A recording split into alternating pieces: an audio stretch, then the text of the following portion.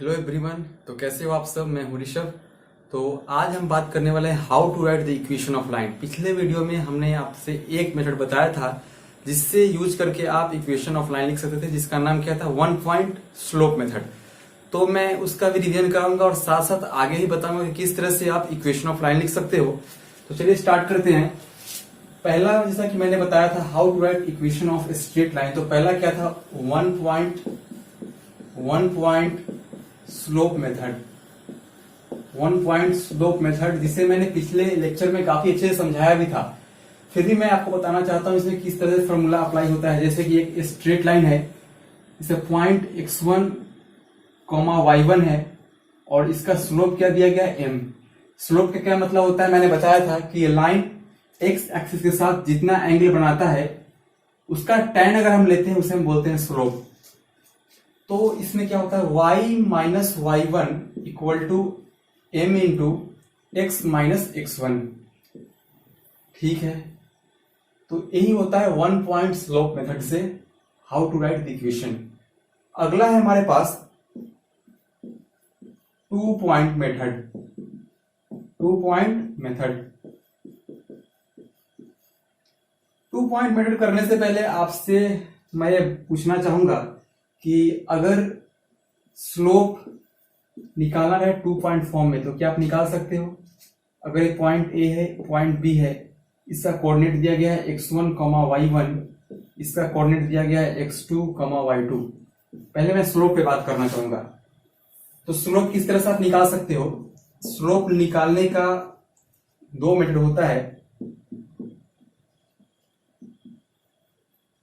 अगर A B अगर दो पॉइंट है और दोनों पॉइंट का कोऑर्डिनेट पता है तो क्या किस तरह से आप स्लोप निकाल सकते हो। m equal to y2 minus y1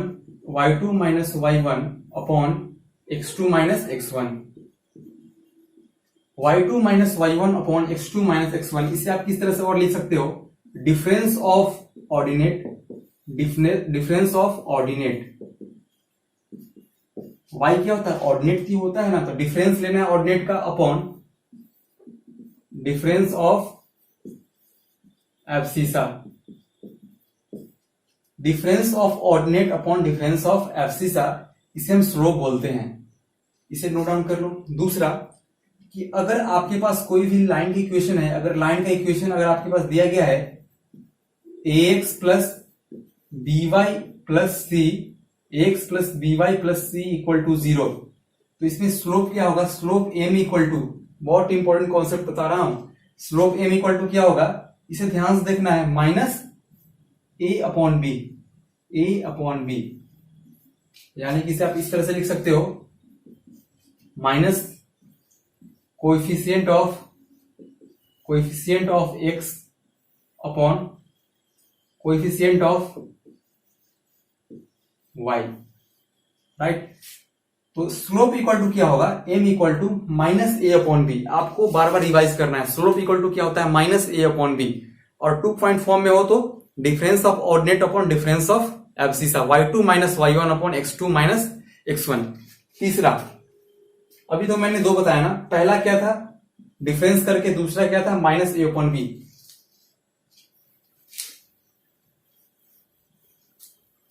तीसरा, अगर आप स्लोप पूछे आपसे हाउ टू फाइंड स्लोप, तो m इक्वल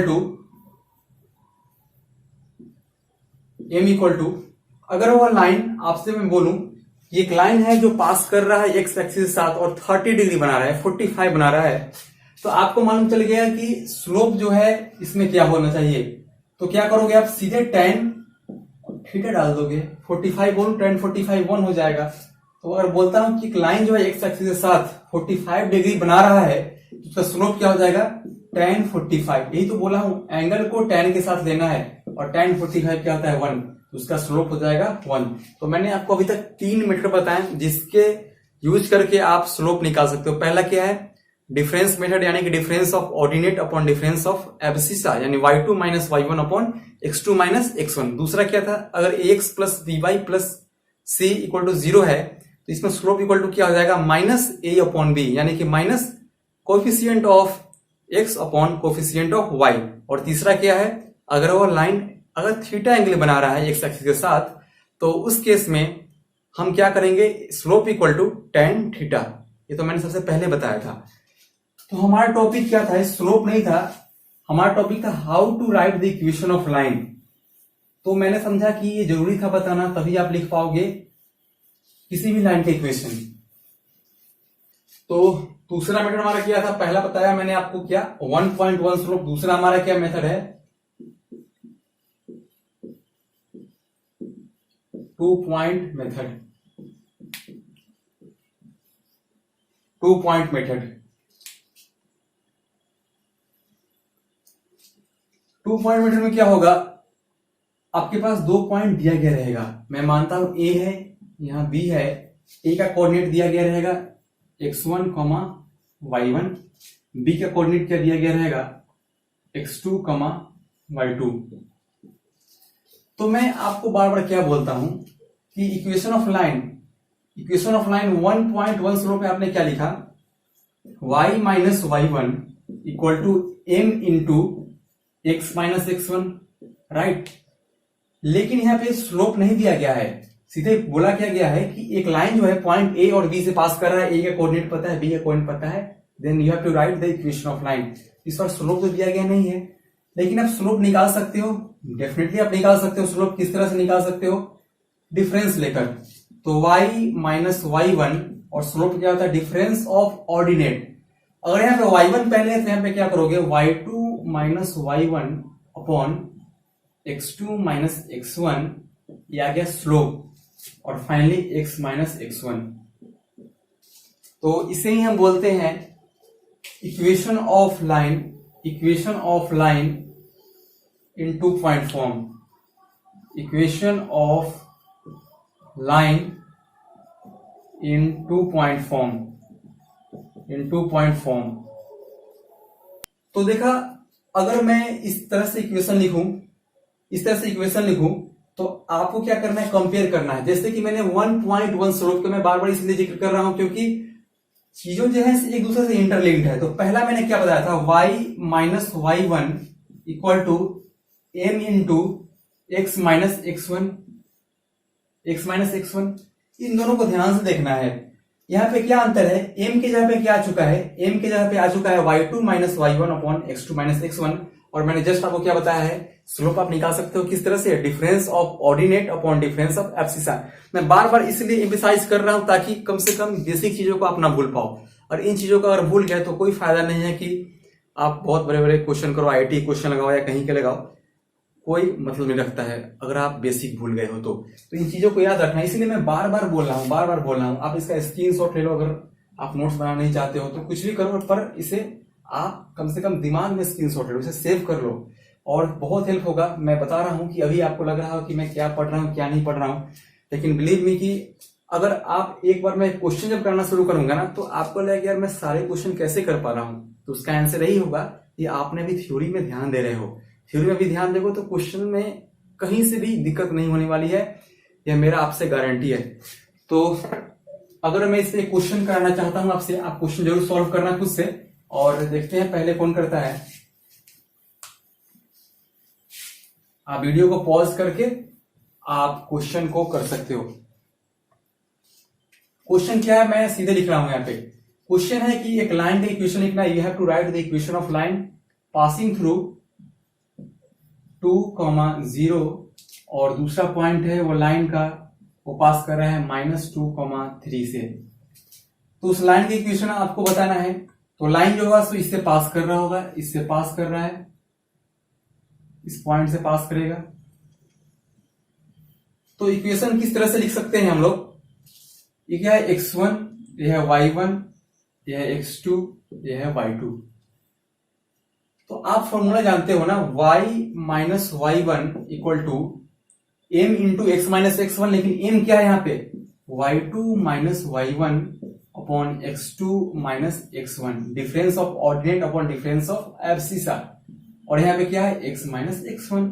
अब क्या करना है, यहाँ पे y1, y2, x2, x1 का वैल्यू सीधे चिपका देना, आंसर आ जाएगा। देखो किस तरह से होगा, y माइनस y1 क्या है यहाँ पे 0, y2 क्या है यहाँ पे 3 माइनस 0, x2 क्या है यहाँ पे, x2 है -2, यहाँ पे क्या है x2, x1 क्या है यहाँ पे 2, x माइनस x1, x क्या है हमारे पास, x यहाँ पे x ही होगा, x1 क्या है हमारे पास 2, इस तरह से आ गया हमारे पास आंसर।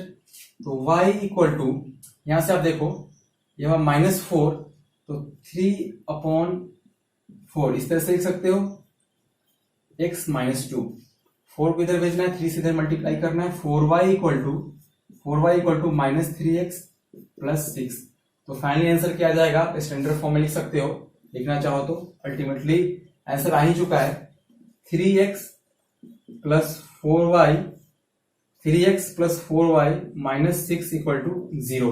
तो इस तरह से आप 2 पॉइंट मेथड से आप किसी भी लाइन का इक्वेशन निकाल सकते हो। तीसरा मेथड हमारे पास है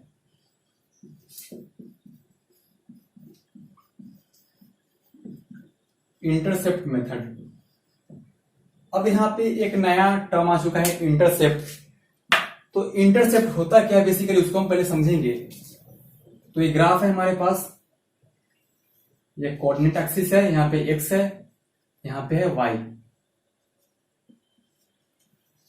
तो मैं इक्वेशन ऑफ लाइन मानता हूं, अगर x plus Y equal to 4, एक लाइन की इक्वेशन मैं मानता हूं, तो इसमें आपको x इक्वल टू, तो इसमें आपको क्या डालना है, x equal to 0, x equal to 0 डालने पे क्या आ जाएगा, y इक्वल टू 4, और दूसरा y इक्वल टू 0 डालने पे क्या आ जाएगा, x इक्वल टू 4। आप सिंपली चेक कर सकते हो। तो आप इतना जानते हो ना, मैंने अभी तक नहीं बताया, फिर भी आप नोट डाउन कर लेना, ये बहुत ही बेसिक बातें हैं पर आपको आना चाहिए। क्या होता है कि x एक्सिस पे y का वैल्यू क्या होता है, हमेशा 0। x एक्सिस पे y का वैल्यू क्या होता है, हमेशा 0। और y एक्सिस पे x का वैल्यू क्या होता है, हमेशा 0। राइट। तो x एक्सिस पे y हमेशा 0 होगा, y एक्सिस पे x हमेशा 0 होगा। ये पहला लिखो, ये दूसरा लिख लो, नोट डाउन करते चलना। तीसरा क्या है, इक्वेशन ऑफ x एक्सिस का इक्वेशन क्या हो जाएगा, y इक्वल टू 0, और इक्वेशन ऑफ y एक्सिस क्या हो जाएगा, इक्वेशन ऑफ y एक्सिस क्या हो जाएगा, x इक्वल टू 0, राइट। इससे आप कुछ चीजों समझ सकते हो क्या, कि इस लाइन का इक्वेशन क्या है, y एक्सिस का इक्वेशन क्या है, x इक्वल टू 0। तो मैं बोलता हूं x इक्वल टू 5 का इक्वेशन क्या होगा, तो इसी के पैरेलल हो जाएगा, x इक्वल टू 5 इस तरह से होगा। x इक्वल टू 7 क्या होगा, तो इस तरह से हो जाएगा। x इक्वल टू 9 क्या होगा, तो इस तरह से हो जाएगा। और बोलो y इक्वल टू 5 का लिखना है, तो y इक्वल टू 0 किसका है, x एक्सिस का। तो y इक्वल टू 1 ऊपर होगा, y इक्वल टू 2 और ऊपर होगा, y इक्वल टू 3 उससे भी ऊपर। तो फाइनली y इक्वल टू 5 इस तरह से हो सकता है। आप इजीली समझ सकते हो।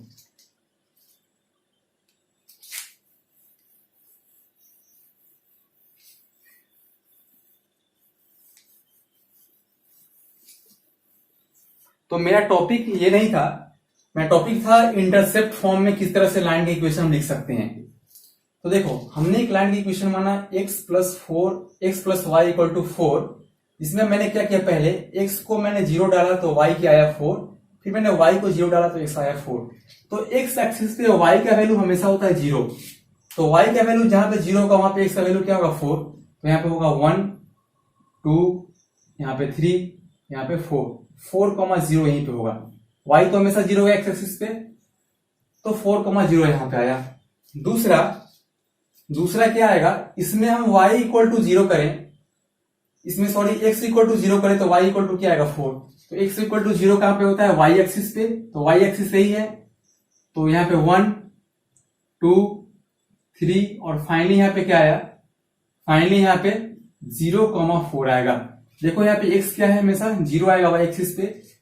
तो लाइन यहीं से पास करेगा, इस तरह से, समझ गए ना, इस तरह से लाइन पास करेगा। तो इसमें आपसे क्या समझ में आया कि इस लाइन ने x एक्सिस को कितने दूरी पे कट किया, ओरिजिन से 4 यूनिट पे कट किया। देखो यहां से 0 है, यहाँ पे 4 यूनिट पे कट किया। और y एक्सिस पे कितने दूरी पे कट किया, वो भी 4 यूनिट पे कट किया। तो इसी x एक्सिस पे कट करने वाले को क्या बोलेंगे, x एक्सिस पे जो कट करेगा उसे क्या बोलेंगे हम, x इंटरसेप्ट।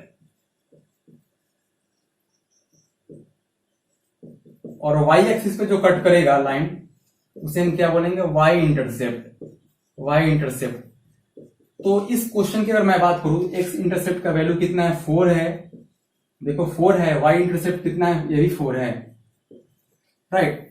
तो अगर आपसे क्वेश्चन आए, क्वेश्चन ऐसा रहेगा कि you have to write the equation of line in which, you have to write the equation of line in which X intercept कितना है, एक्स इंटरसेप्ट है 3 और वाई इंटरसेप्ट आपके पास दिया गया है, वाई इंटरसेप्ट दिया गया है 2। तो बहुत ही सिंपल इसका एक फॉर्मूला होता है, आप लिख सकते हो कि अगर किसी भी क्वेश्चन में एक्स इंटरसेप्ट पता हो, वाई इंटरसेप्ट पता हो, तो सिंपली लिख सकते हो, इसका आंसर हो जाएगा x/3 plus y/2 equal to 1। इसे हम जनरलाइज करने की कोशिश करें तो आप नोट डाउन कर सकते हो कि अगर एक्स इंटरसेप्ट, अगर किसी भी, मैं सभी क्वेश्चन के लिए कर रहा हूं कि अगर एक्स इंटरसेप्ट अगर आपके पास a है, y इंटरसेप्ट आपके पास b है, तो इक्वेशन ऑफ लाइन क्या हो जाएगा, x/a plus y/b equal to 1। इसे नोट डाउन जरूर कर लेना, क्योंकि अभी तक मैंने आपको 3 मेथड बता चुके हैं इक्वेशन ऑफ लाइन का लिखना। तीसरा मेथड यही है कि एक्स इंटरसेप्ट और वाई इंटरसेप्ट के फॉर्म से भी हम इक्वेशन ऑफ लाइन लिख सकते हैं। तो आज का वीडियो यहीं पे कंप्लीट करना होगा। और आज की वीडियो में हमने क्या क्या किया उसे मैं क्विक रिवीजन कराता हूं। आज हमने बात किया थोड़ा स्लोप के बारे में। पहला मेथड होता है इक्वेशन ऑफ लाइन लिखना 1.1 स्लोप। दूसरा होता है 2 पॉइंट फॉर्म में। 2 पॉइंट फॉर्म से हम किस तरह स्लोप लिख सकते हैं, जैसे difference of ordinate upon difference of abscissa. तीसरा था इंटरसेप्ट फॉर्म में किस तरह से लिख सकते हैं। और इतना ही था, बस ये 3 टॉपिक था। तो कल के वीडियो में हम बात करेंगे कि एंगल्स, लाइन कितना एंगल्स बनाता है एक्स एक्सिस के साथ, वाई एक्सिस के साथ, और वहां से इक्वेशन लिखना रहे तो हम किस तरह से लिख सकते हैं, इस पर हम बात करेंगे। तो आज की वीडियो में इतना ही। Thanks for watching. God bless you all.